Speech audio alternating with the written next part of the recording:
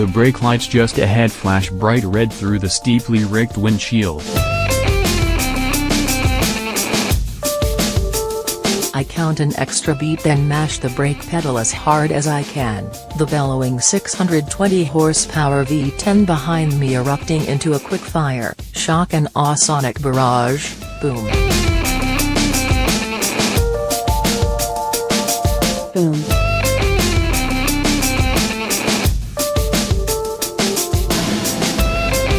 Boom. As I fan the left-hand paddle, working the transmission back through the gears. The all-wheel drive Lamborghini Huracán Performante in front of me is squirming all over the road as Squadra Corse test driver Christian Engelhart dances it to the absolute limit of adhesion on corner entry. My rear-drive 2018 Lamborghini Huracán Super Trofeo Evo stops hard enough to punch the air from my lungs, dives for the apex the instant I turn the wheel, and then carves through the corner, slick tires gripping like limpets, as the big V10 at my shoulder blades bellows once more. In that moment I feel like a racing god, like I've swapped jobs with Lewis Hamilton or Max Verstappen, and no one's laughing.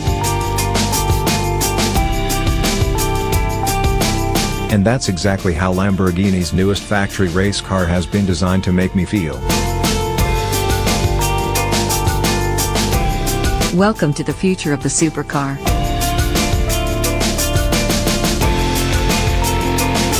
With its trick aerodynamics, racing transmission, slick tires, carbon brakes, and FIA-approved roll cage nestling in a stripped-down interior, the Lamborghini Huracán Super Trofeo Evo is a proper race car.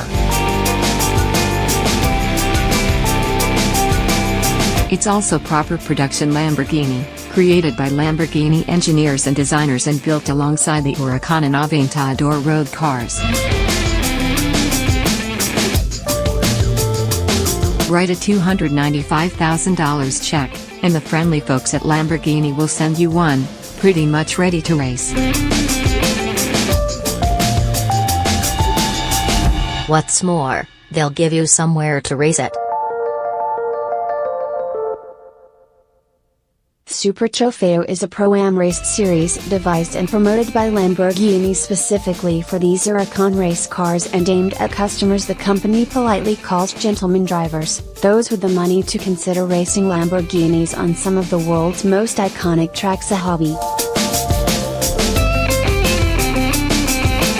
Super Trofeo championships are held in North America, Europe, the Middle East, and Asia, culminating in a world final at the legendary Imola circuit in Italy, just down the road from Lamborghini HQ in Sant'Agata Bolognese.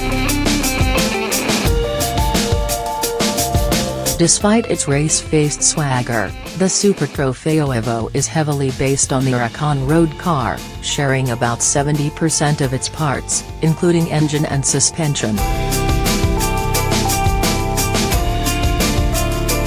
It's not as fast, nor as tricky to drive on the limit, as the Pro-Spec Huracán GT3 race car.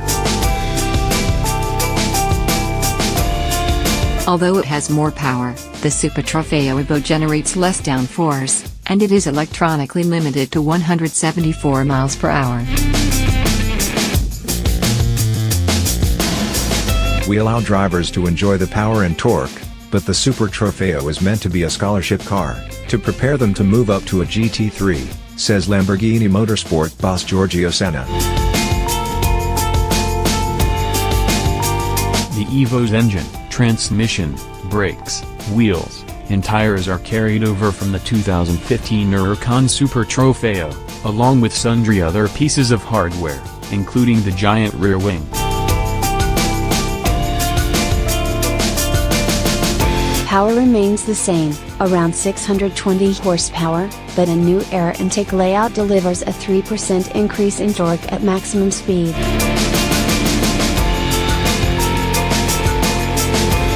Also new for 2018 are the exhaust system, revised hydraulic power steering pump, and updated software for the traction control and anti-lock braking systems.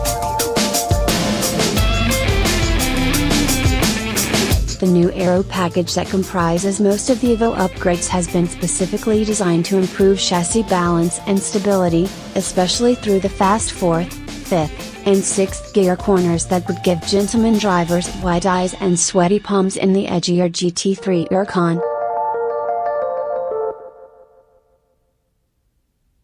Key elements are new rear fenders, a vertical fin on the engine cover, bigger cooling vents for the front brakes, and larger louver openings on the front fenders.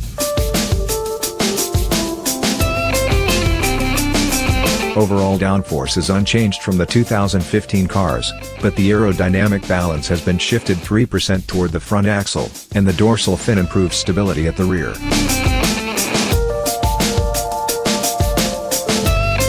Meanwhile, an 8% reduction in drag means better acceleration on the straights. Working together, these tweaks trim 1.5 seconds off the 2015 car's lap times in testing at the storied Monza Grand Prix circuit outside Milan. Many racetracks are built on godforsaken pieces of real estate, barren and windswept, stinking hot in the summer, freezing cold in the winter, miles from anywhere. Not the Autodromo Enzo E. Dino Ferrari in Imola, Italy. This 3.1-mile track nestles comfortably among rolling hills on the tree-lined south bank of the Santerno River, barely a mile from the cafes and restaurants of Imola's Old Town, the streets of which were mapped by Leonardo da Vinci in 1502.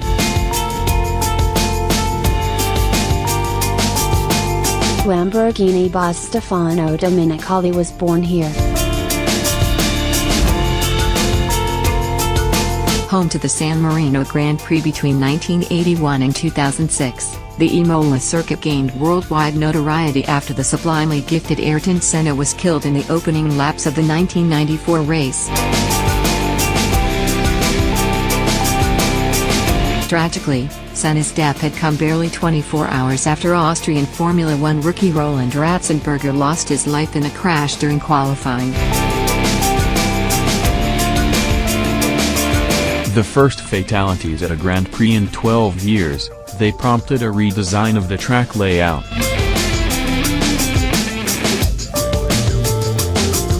With chicanes replacing the fearsome 190-mile-per-hour sweeper called Tomborello, where Senna crashed, and the flat-out right-hand Villeneuve kink that claimed Ratzenberger, Imola today is a less intimidating place.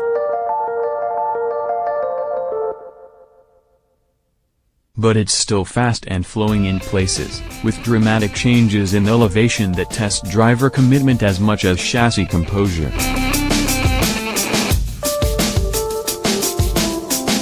Perfect for a first drive of a 620 horsepower mid-engine race car, then.